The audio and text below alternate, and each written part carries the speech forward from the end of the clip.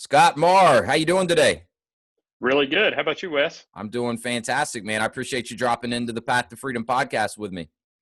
Appreciate the opportunity. Looking forward to it. Yeah, absolutely, man. Well, look, it's been a pleasure for me to get to know you a little bit over the recent months, and excited to have a conversation with you on the podcast here. I think the audience is going to be fascinated by your story, your entrepreneurial journey, and everything that you're working on today. So, for those that may not be familiar with you, why don't you start off just by giving a little bit of your background, how you got started as an entrepreneur, and everything that's kind of led to from there. Yeah, absolutely. So I've been in business. I've been an entrepreneur since I was really young. Started my first business in high school. Um, Ultimately, scaled that into a national franchise concept. So I'll kind of take you through the weeds of that a little bit. Yeah, yeah. Started my first truck washing business when I was 15. Had to hire a friend that had a driver's license to to use my equipment and to get me to where we had to go. And so that Yeah. business evolved over time. So we started as the guys that would come out to your house or to your office and detail your car, camper, motorcycle, things like that. Okay. One of our customers that we went to every single week had a fleet of trucks.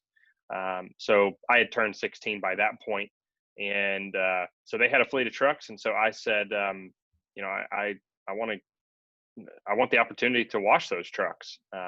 Ultimately, a couple of weeks later, I did. I became their vendor, and then I was their vendor that would come out to their facility every single Sunday whenever their fleet was parked Hmm. to provide truck washing services for them. And that's how I learned of the niche of mobile fleet washing. So that was a lot of fun. Knew that I didn't want to go to college, so just ran the business in the evenings and on the weekends over the next couple of years. Thought I wanted to be in banking. Mm. So in 2007, I was successful in getting a job at a local community bank, working in the CFO's office. It was a really good opportunity for me to see kind of the inner workings of a bank and things like that. And so a few months later, maybe 6 or so months into that position, I still hadn't graduated high school by this point. A family friend of mine said, "Look, there's a new investment group that's working on opening a bank locally, and this could be a really fantastic opportunity for you to, if you want to be in banking, this could be a really fantastic opportunity for you to kind of get in on the ground level with something." And Hmm. so was successful in getting an interview, and I took it one step further, and I was the only non-executive team member, and I purchased stock in that bank Oh, before it wow. was a bank. So I just turned 18 at that point. And so it was a lot of fun. It was a lot of fun to be a part of that. So this was in 2007, like late 2007, that Okay. I was brought on to the bank. Um, so it's tough times economically, especially for the financial institutions. Yeah. But nonetheless, it was a lot of fun. So I got to be a part of that startup, and that's really, in my opinion, where my entrepreneurial journey truly began, because I was able to help take an investment group that wanted to start a bank, and of course, I wasn't a huge part of that, but I was. I feel like I definitely contributed, and I get to help put in systems and processes and procedures, and help systematize that to become a really nice sized bank, which ultimately it grew tenfold from its initial capital raise in just 2 years through Wow. one of the worst recessions that we've seen. So that was a lot of fun. Um, Went on to left the bank a couple of years later. Ultimately, just got passed up for a lot of promotions and opportunities at the bank, which I knew that I was capable of handling. And it was really the best decision that I made, because I was able to quadruple the size of my truck washing business from one year to the next. So that was from '09 to 2010. I left the bank in late 2009. So this whole time you're working at the bank, you still had Fleet Clean kind of running on the side, essentially. Correct. Okay. Yeah. Just doing it as kind of my side hustle, if you Yeah, will. yeah. And I just saw that there was so much opportunity there. So I said, you know what, I'm going to take the plunge. I'm at that time I was 19, 20 years old. I said, what's the worst that's going to happen? I have to start over. Not that big a deal, but I had grit and just pushed through, and Yeah. ultimately was a really great business. Ran it as an all corporate company from 2009 to 2013. Scaled it into multiple states. Had north of 100 employees, Wow. and then ultimately turned it into transitioned it to a franchise system in late 2013. We did what was known as a refranchise. So Mm-hmm. we sold our flagship location to a franchise partner, paid off all the debt, recapitalized the company, and really pushed the accelerator down and just started growing, which was, that was a really good thing that we did. And within just a few months, I realized that franchising was something that I definitely wanted to be a part of. The power of franchising is really cool. Yeah. So we just kept growing the business over the next several years, scaled it pretty much nationally, coast to coast.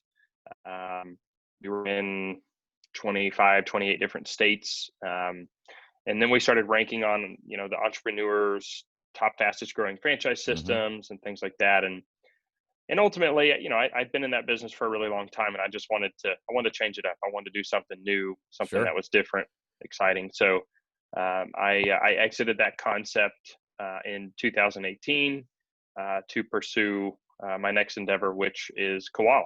So that's going really well. Yeah, man, I love your story.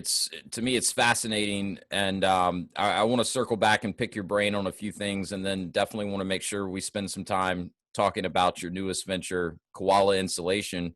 Um, so when you say you exited Fleet Clean, you were acquired, correct? Correct. Yep. So you went from being 15 years old. I mean, how did you even have the idea to start cleaning trucks in the first place? Where did that idea even come from? Um, it was really just because one of our customers had a fleet of vehicles. So it was something that I really just stumbled upon. I didn't know that it was even a real business. Right. Yeah.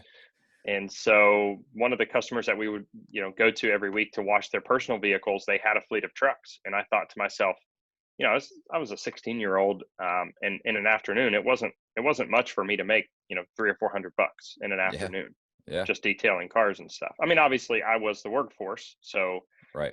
not a lot of cost, but in either case, I thought to myself, wow, if I can do that in an afternoon, I can only imagine. I saw dollar signs. I could imagine how much I could make, cleaning, 25 or 30 vehicles in an afternoon. So, yeah, so I just stumbled upon it. So you started out really just kind of detailing cars, and then one of the clients you were working with happened to have a fleet, so you kind of figured out that there's this niche in actually working with companies that have fleets of trucks or cars, and coming in and cleaning their fleets for them.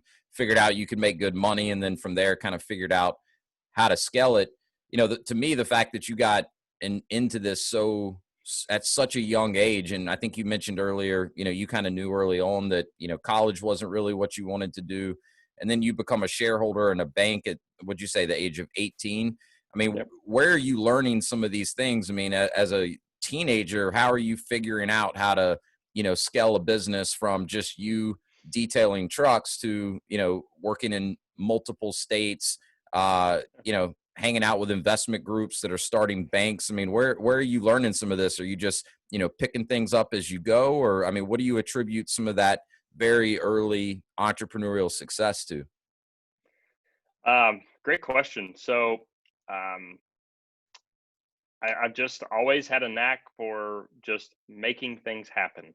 Yeah. Um, and, we're all good at different things, right? So some people are good at, making friends. Some people are good at sports. Some, we all have our specialties, if you will. We all have things that we just naturally gravitate to. Mm-hmm. And for me, business is that. We all have to work. At least most of us do. Yeah. And so for me, it's what I like to do most days. Uh, it's it's a lot of fun, but at a young age, so I first started actually working when I was 13. Mm-hmm. I started out detailing motorcycles in Okay. in Harley Davidson shop, Gotcha. and a family friend of mine had started that dealership, um, and so I was always around him, and he was very entrepreneurial. He opened that dealership. He had, commercial real estate holdings. He had a convenience store. Did real estate development. So he was kind of all over the place. And I always saw, like him, and I always thought, wow, this is exciting. This, I want to do this. I want to be a part of this. And it really, showed that to me working at the bank, that I just wasn't a great fit to ultimately work for someone else. Yeah. I'm good at startup. I'm good at creating structure out of nothing. So Yeah. taking something from the conceptual phase to something that is structured and a well-oiled machine, if you will. Mm-hmm. And that's just what I've naturally gravitated to. So yeah, so really, I didn't go to college. I don't have any sort of formal education. Everything that I've really learned, I've learned from, surrounding myself with really good people and by doing. So Yeah. that's one of the things that, I really, preach about is like, just, do it. Don't be reckless, right? Sure. Yeah. Know what you're getting into. Do your due diligence, but just do it. Yeah. Don't spend so much time focusing on, a business plan. Don't spend so much time on spreadsheets. One of the things I really like to say is spreadsheets rarely disappoint. You can I make a can make a spreadsheet say whatever you want it to say. Exactly. Yeah. At the end of the day, if you surround yourself with good people, and you've done your basic, due diligence and research, and that you have grit, Yeah. that's really what it's about. So, Yeah. I mean, I love that you said, early on when I asked you kind of what you attributed your success, especially early on as an entrepreneur, you said I've just always been the type of guy that knows how to get things done, and I think that's huge, right? I mean, to your point, you don't want to be reckless when it comes to making a business decision of any sort, but at the same time, you can sit there and overanalyze until you're blue in the face, and nothing's ever going to happen. yep, And I'm sure you see it all the time being a franchisor. I see it in franchise systems I'm involved in as a franchise consultant. Some people just really have trouble with the action phase of it. They like the idea of being a business owner. They seem to really enjoy analyzing and then over analyzing various business opportunities, but you're never going to make it happen unless you just get out there and start taking some action. You're going to probably, fail along the way. And sure, I think people just need to adjust their mindset to recognize that failure's not necessarily a bad thing. It's how you learn, it's how you grow, it's how you keep getting better and you make progress. Especially if those failures or those mistakes are not repeating themselves. As long as you're learning from the sure. mistakes that you make, that's what you want. That's how growth happens. I'm curious, as you're starting, kind of building what turned into Fleet Clean, into a business. You're young. I mean, you mentioned when you first started it, you didn't even have a driver's license. You had to hire a buddy to drive you around to conduct your business. And you talked a little bit about kind of a role model that you had, the guy with the Harley Davidson dealership. Were your friends and family supportive, of you kind of at a very young age, starting businesses? Were they supportive of your decision to not go to college? Because, I think nowadays it's becoming a little more common to maybe bypass college and go straight into whatever you've kind of identified as something you're passionate about. But, back in the time frame that you were finishing up high school, it was not as common, right? I mean, college was Right. kind of the path that most parents would expect their kids to go in. So, what was your kind of support network like as a very young entrepreneur? Did you have people, cheering you on and encouraging you to continue down this path, or did you have people kind of trying to pull you down a more traditional path? Um, I did have a very supportive network, um, ultimately, but I was kind of being tugged in a couple directions. So my parents were very supportive of me and whatever that looked like. Um, but my parents were also diligent in saying for myself and my siblings college, and so it was a situation where they said, look, you really ought to consider college. So my mom had a degree, so she has a bachelor's degree. My dad did not, and ultimately I said, look, I don't want to go to college. It's not what I want to do. And they said, well, don't worry about student loans or student debt or anything like that. Like we're gonna cover the college. And I don't come from a wealthy family. My family is they've just been corporate employees Hmm. all their life. They've worked for big corporations. Nothing wrong with that. Different paths, right? Sure. But ultimately, they were very supportive of me. It took them a little while to come around to the idea that I was going to be successful. I did have a trial run, if you will, from Yeah. 15 to ultimately 19 to prove what I was doing. And they saw that and they said, "Wow, you're ultimately at 20 years old, you're making as much as we are, running your own business, and having, your bank job, which ultimately the bank job was kind of a drop in the bucket. It was Yeah. it was an hourly position, and it didn't pay that well. And so yeah, very supportive family. I definitely, my parents definitely supported me when I was younger, getting started in business. My dad, in fact, loaned me part of the money to purchase my first, power washing equipment and trailer design and things like that. So, Very cool. um, you know, they definitely helped me out along the way quite a bit.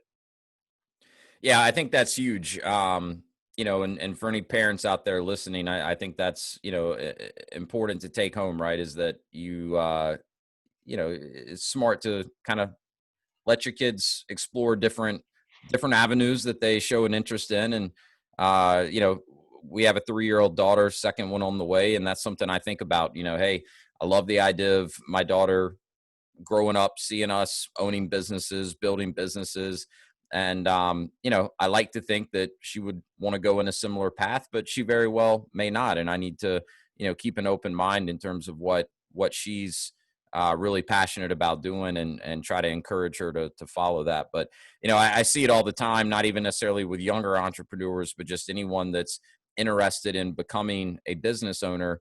The support that they have from their personal network can make or break that, because I see it happen too often where friends or family kind of ambush, any entrepreneurial dreams that someone may have. They try to, convince them it's too risky or it's, not the right move for them. Um, so You're right.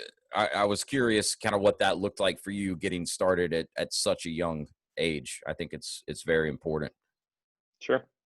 So quickly before we move on, I mean, any advice that you would give to, any very young entrepreneurs or aspiring entrepreneurs out there, someone at kind of a similar age to where you were when you were first starting your business? Any advice that you would give kind of based on your experience? Yeah, I would say probably the best advice that I could give someone is align your personal interest with your business interest. So think about it from the perspective of, if someone has a job, right, and they're looking to leave that job to start a business or acquire a franchise or whatever that is, they want to turn their side hustle into their main hustle. um, Align your personal interest with your business interest, meaning, might not be the best idea to go out and buy that new vehicle and take on new debt before leaving your job, Yeah, because your access to credit might dry up once you leave your job. Or, probably not a good idea to have that boat. If you're worried about, running out of capital, sure. things like that. So just really align your personal interest with your business interest. I can't say that enough. That's one of the things that I did early on. Before I left my job at the bank, I ultimately made sure that I was in a position to where, in the event that my business, didn't work, or if the recession, uh, you know, stayed around longer than what I had anticipated, that I had, not only a plan A, which was my business to be successful, but then a plan B and a plan C. Um, and so it's just, yeah. So that's what that's the piece of advice that I would give to folks. It's great advice, and great advice for aspiring entrepreneurs of any age, for that matter. So, um, Sure. at what point did you kind of realize with the Fleet Clean business? I cannot wear a green shirt with this anymore. This is just ridiculous. Good thing we don't actually post the videos yet, so and we can edit some of that out. So as long as it's not distracting you too much, we're good. We'll roll with it. But um, at what point did you realize with Fleet Clean, like, hey, I'm on to something that could be a lot bigger than just, me running this business? At what point did you kind of say, hey, we can really scale this thing? We can turn this into a national company. And where did you kind of, uh, I guess, embrace the vision of franchising it versus just running it as all, corporate owned locations or Sure. corporate employees? Yeah, great question. So I remember there was an aha moment. I had been trying to get into the largest fleets in the country, and I was doing this like on my lunch breaks in the evenings, Yeah. things like Yeah. that. Um, so I was looking up like what the top largest private fleets were, and I was kind of shocked to see that, like, the Riders and the Penske's of the world, those are kind of the largest fleets in the country, or some of. And so I thought, that's interesting. So I learned a little bit more about the leasing business, and I tried to get in with those companies on a local level. Started out Hmm. trying to get in on a national level. Ultimately, didn't work. You fill out these form fills on these massive, these large corporations' websites, and they don't really go anywhere 9 out of 10 times. And so I tried to attack it on a local level. Was successful in obtaining a meeting with someone, and ultimately, couldn't, just wasn't successful in earning their business. And I said, well, I'm not going to give up, because I do know that this is something that, and he told me about the volume of vehicles that they were having washed by vendors, things like that. And so I said, well, I'm not going to give up on this. I'm just going to keep pushing, but maybe this is a little too big for me right now. So I started trying to get more local companies, and I was successful in that. So then that's what built my confidence enough to be able to leave the bank, because I was able to Mm. go over the course of a few months. I was successful enough to go and grab, several more customers, and so that really boosted my revenue. And so I said, okay. So in 2000, in 2010, when I said, all right, I've got to make this work, it was like, you know, I had several customers. I did a great job for them, and something clicked. And Mm. it was like I was getting referrals because my service was really good. Mm. Um, and then the aha moment came when I was really being pulled in so many directions, and I said, I've got to hire someone. Hmm. I've got to hire someone to really help me. I'd already hired crew, to go and actually do most of the work. Right. But then I said, I've got to hire more of an administrative person. And really, if I want to grow this, I've got to hire somebody that's going to drive sales. So Yeah. I hired a Right. salesperson, and that came in a really kind of a unique way. Um, but I hired a salesperson, and I'll never forget it. I was in a auto parts store grabbing some oil or something to change an oil on a pressure washer, and her name was Rebecca. Rebecca called me, and she said, "Are you sitting down?" And I said, "Yeah, I'm sitting down." Or no, I said, "No, I'm in the store." Like, but what's going on? I have time to talk. And she said, um, "Well, I was just successful in getting the writer account. And Oh. I said, wow, okay. And so it was a really exciting moment. And so kind of fast forward, call it, I don't know, 8, 9 months, maybe a year, not quite a year. Hmm. No, it was more like 6 months actually. Okay. Um, Ryder contacted us, their regional manager contacted us and said, we're having problems with washing kind of all throughout the Southeast. Mm. And we would love, like, we have a major problem right now in Savannah, Georgia. Would you guys be interested in opening or expanding to service, my branch there? So Where were you? Where did you start out of? in Atlanta. In Atlanta. Okay. All right. Yep, So Atlanta was kind of ground zero for Fleet Clean. correct. Gotcha. Yep. Okay. And so so that was like kind of the second aha moment of, so we're onto something. We're doing a good job. We were differentiated. So there was a number of things that differentiated us from the competition in how we perform the service, our branding, our invoicing process, our approach to service, um, things like that. So we ended up expanding and opening a second branch in 2010 in Savannah, and it was just kind of from that point forward, like, I knew that this was a business that had legs. Like, Yeah. it was going to have the ability to grow and scale into You saw multiple the markets. demand, you saw that you Yeah, had some unique differentiators, some competitive advantages. So that was kind of where it really clicked and you said, "Hey, we can take this yep, thing a lot bigger." absolutely. And so, the situation that I dealt with obtaining the national accounts was kind of that piece that I said, Mhm.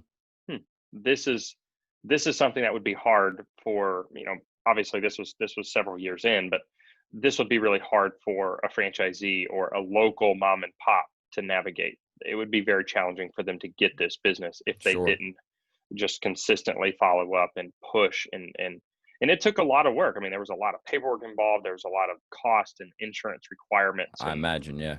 and just a lot of information. And so at that point we had a model. So then we knew how to sell, we knew how to obtain customers consistently, Mhm. week in, week out. We were, we had a process, we knew how to hire people. So then we started opening additional locations and expanding, and ultimately every time we opened a new location we would create new systems and processes because we were scaling, we were managing from afar. We had branch offices, that we had to work through those processes. Mhm. And so in 2000, I believe it was late 2011 or early 12, we realized we need a piece of software. We need software to help run this business, to manage this business. And there was really nothing, off the shelf that we could purchase. Um, we weren't too many years into like the iPhone at that point, Right. Yeah. and just mobile smartphones. So at that point, we went out, we hired a software development company to build a piece of software for us. It took all of 2012, um, all the way through 2013. Um, Shoot, I mean, it took the next couple of years actually Yeah. and it just kind of expanded into something much much larger. We continued to grow through that time period, and at that point, that's when we realized that this is a concept that is worth franchising. Um, we had kind of hit a point to where we had grown so much, so fast, that we had a lot of debt. We had a debt on trucks. We had debt, on credit cards for working capital. Mhm.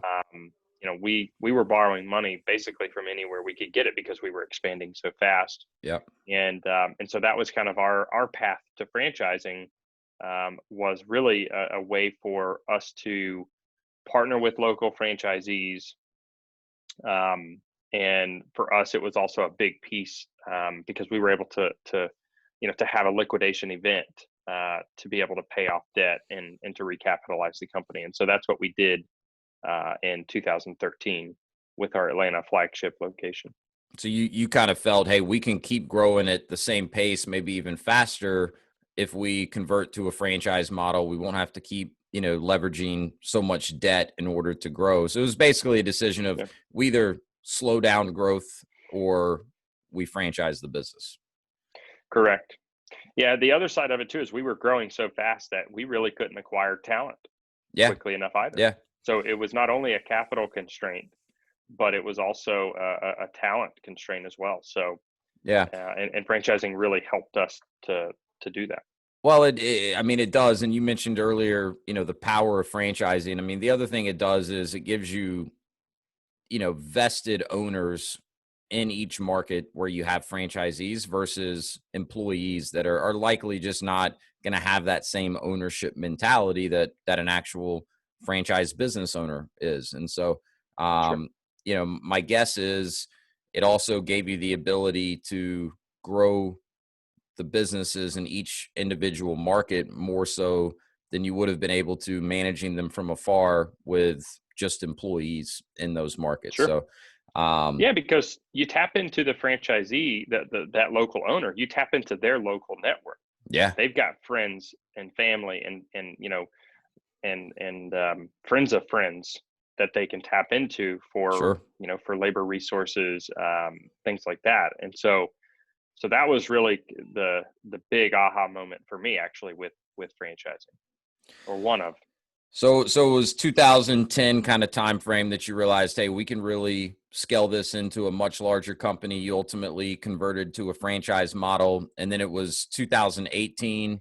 My guess is when you started showing up on some of these Entrepreneur 500 lists, that's probably Yep. around the time the phone started ringing with private equity firms or different investment groups that were interested in, having conversations about acquiring Fleet Clean.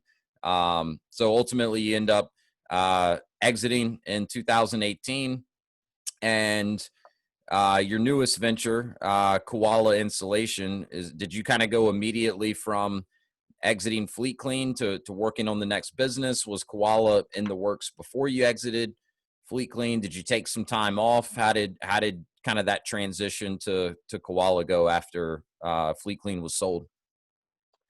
Yeah, I didn't take any time off.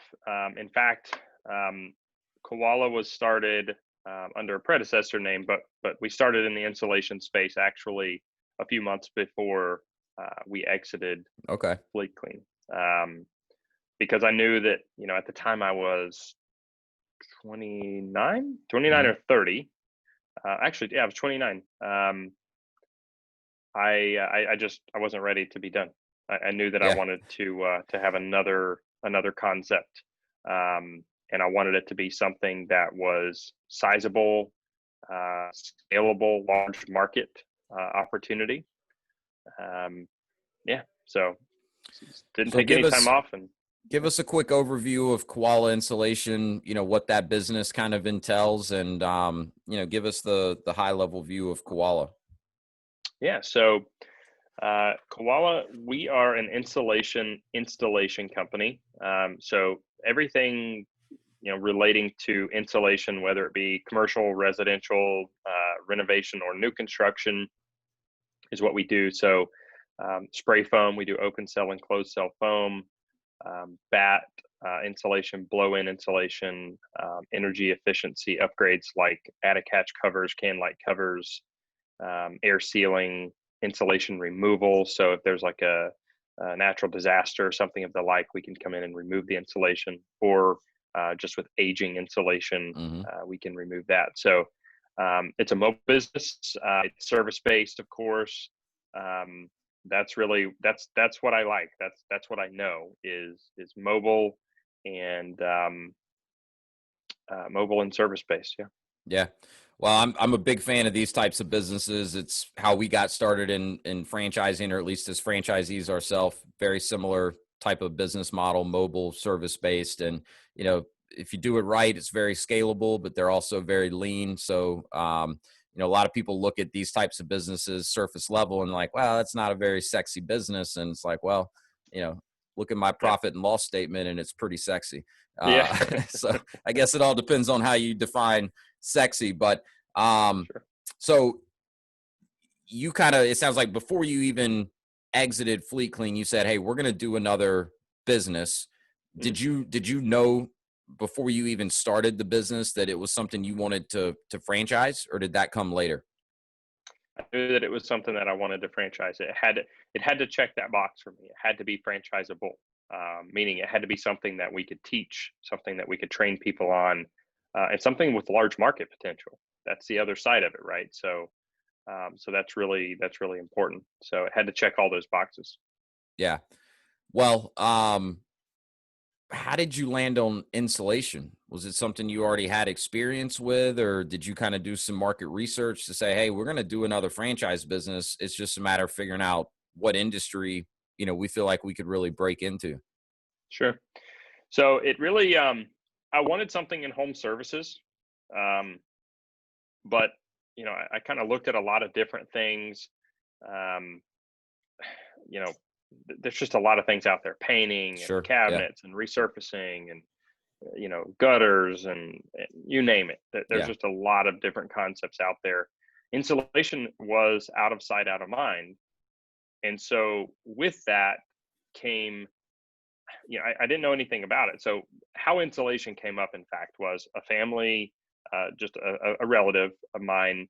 I'm the only person in my family that's ever really owned a business, Okay. or ran a business, and so a, uh, a relative of mine came to me and said, I'm just, I'm tired of working for someone else. I'm tired of working for these larger companies. I'm tired of just being a number.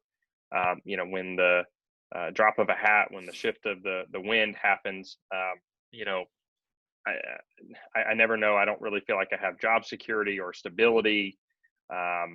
So I really just want to start a business. I want to be able to provide for my family. So he was younger as well, had a family, and he said, I've got a friend of mine, a friend of a friend that that does installation work, and he does really well. He's got a nice house. He's got nice vehicles. All the material things that people Sure. kind of look at and say, oh, they must be doing Yeah. They're well. successful. Yeah, and so he said, would you be interested in partnering with me to start this business, or would you finance the equipment to me, things like that. And so I said, at first I was like, I don't know anything about construction. I don't know Right. anything about insulation. Um, all I thought of at first was itchy, fiberglass. That's Yeah. all I thought of, Yeah. and I Same, was same just for me. Yeah.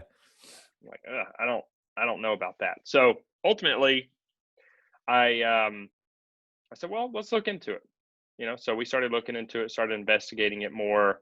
I kind of let him chase me for 5 or 6 months to make sure that it was something that he really He was wanted to serious do. about. Yeah. Yeah. Yeah, and then ultimately I said, you know what, let's do it. I had done my due diligence. I saw the market potential, and so I said, let's do it. Let's rock and roll. So that's what we did.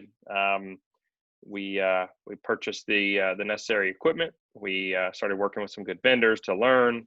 We had those vendors come out and go over the equipment with us, things like that. And then from that point, we kind of went to work. So we formulated a plan. We like kind of a go to market strategy. Decided that this was going to be our niche, our claim to fame, if you will. And yeah, that was that. So we made a lot of mistakes, made a lot of costly mistakes, Yep. um, and so that's how we got started. Well, I mean, I've kind of taken a deep dive on koala myself to really understand the business, and to me, it's a great opportunity. Big part of what I like about it is the fact that, to your point, in the home services space, there's a lot of, franchising is very prevalent in home services for good Sure, reason, right? Typically, you have very unsophisticated business owners providing home services, and then a good franchise company can come in, provide great systems, processes, usually technology, marketing, and just provide a more sophisticated approach to the business, which ultimately leads to a better experience for the client or the homeowner. And that's sure, why franchising tends to do so well in the home service space. But, painting, gutters, lawn sure. care, pest control, all fairly saturated at this point with pretty big national franchise companies. Insulation's still a very fragmented industry.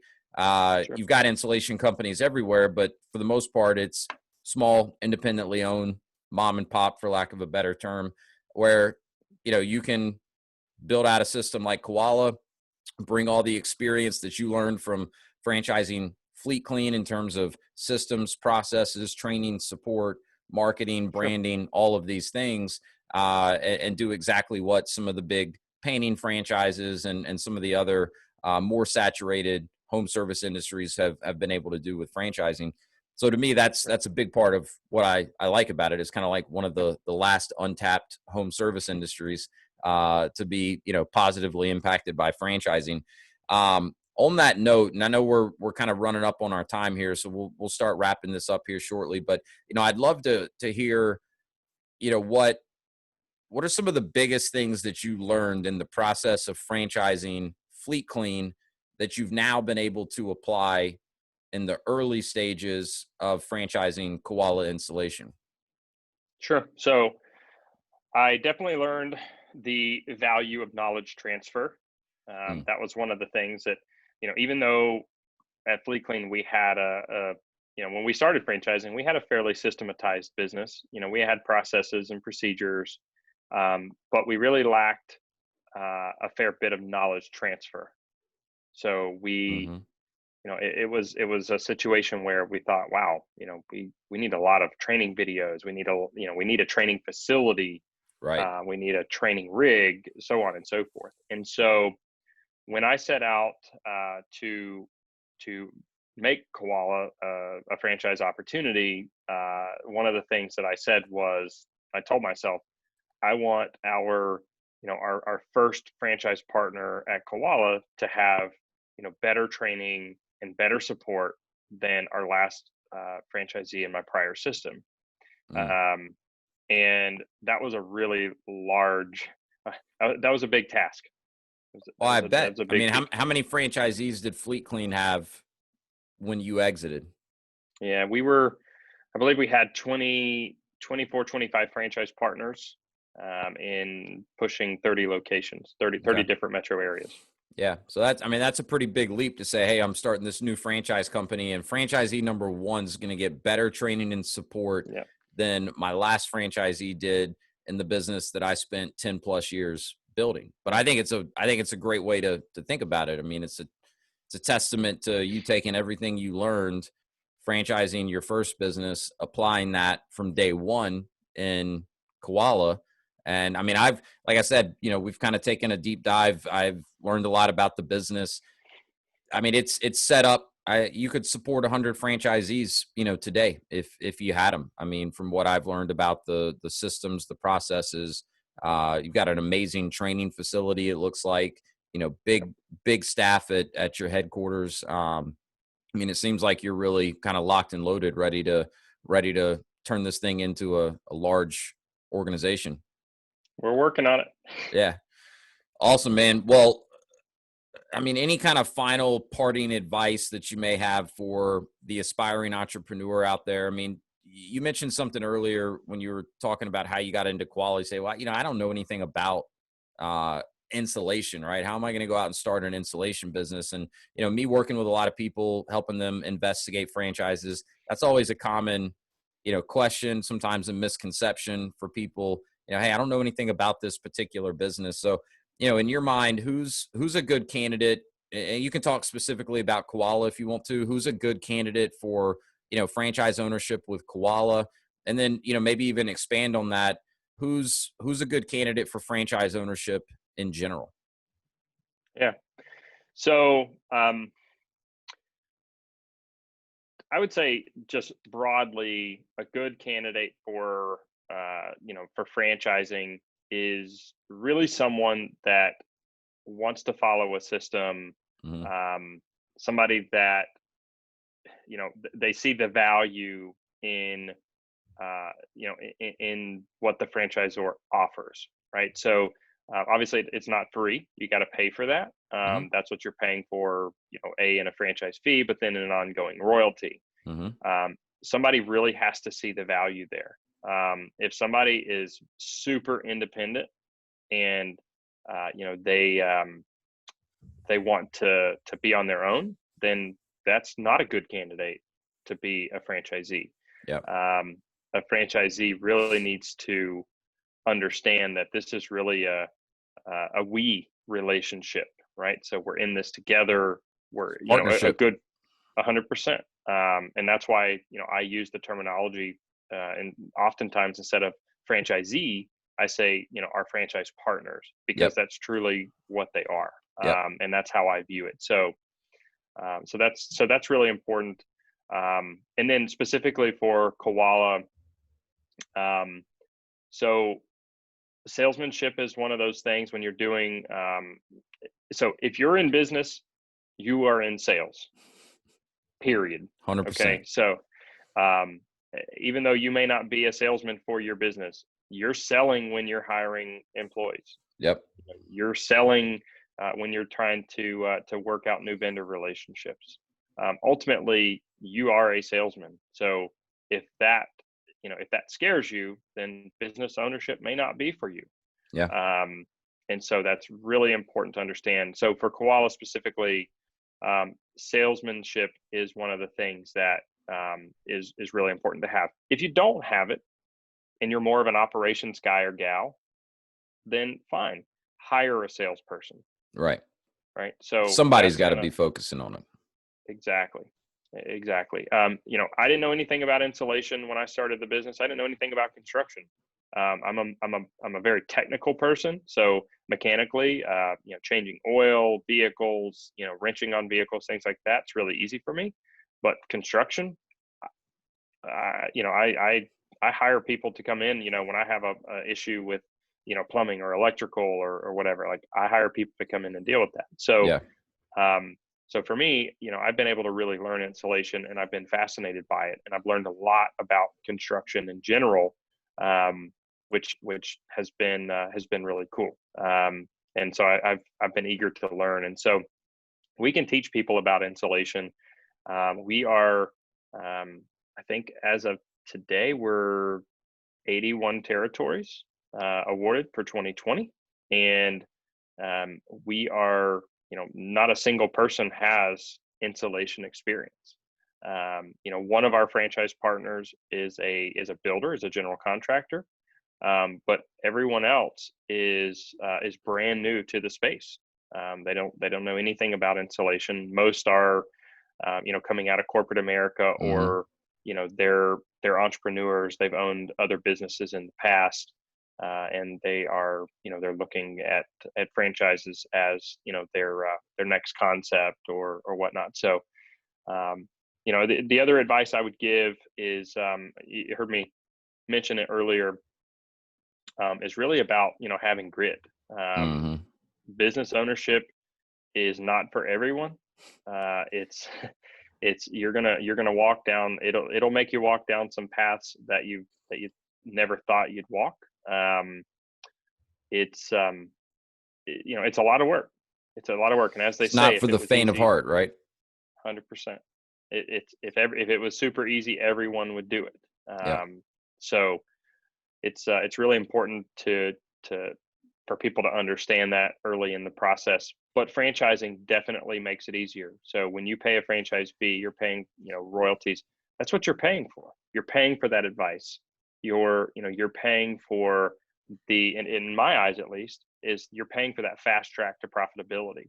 100%. So I hear this a lot of times as well. Your royalty, that's a lot. That can be a lot. Yes, it can be a lot, but also you can make a lot of mistakes.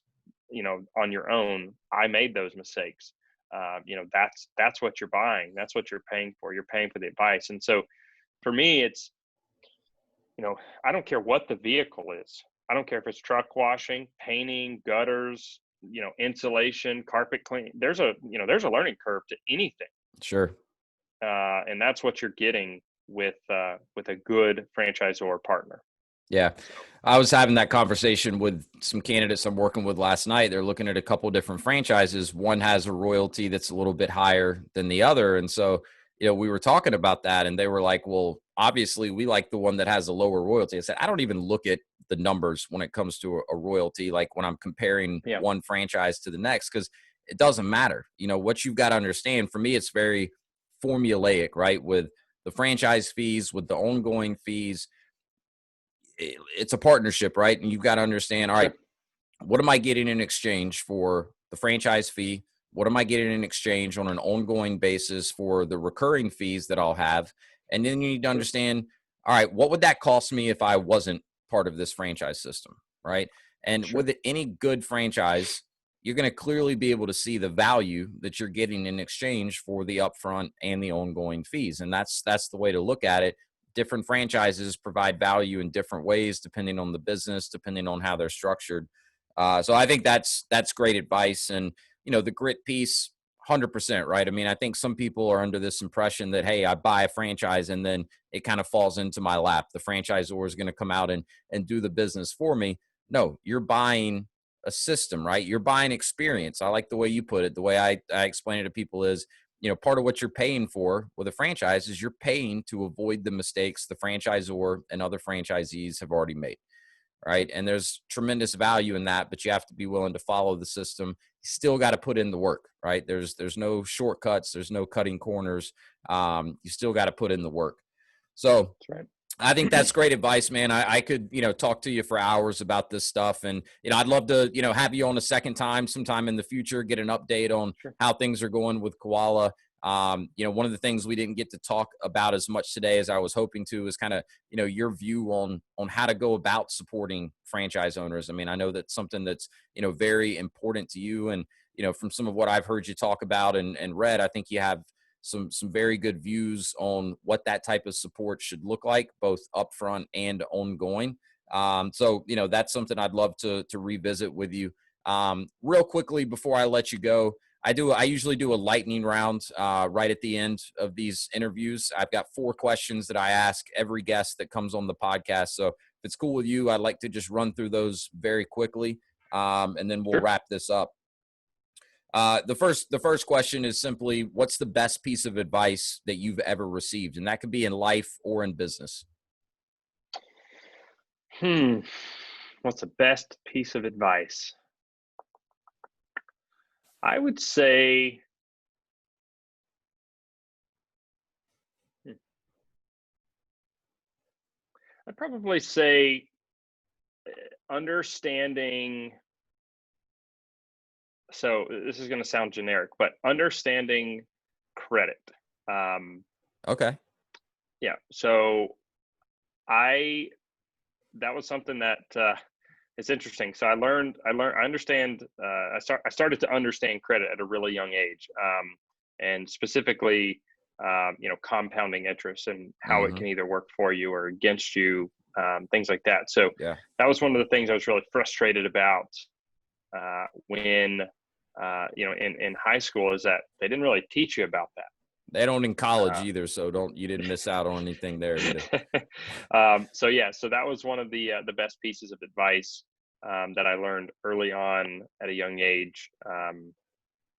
Yeah, so it's probably I probably think unique, but that's huge. No, I mean, especially if business is the direction you're going on, it's something you've got to understand. And to your point, too many people don't, and kids are not being taught. Most adults don't understand compounding interest and how it really works.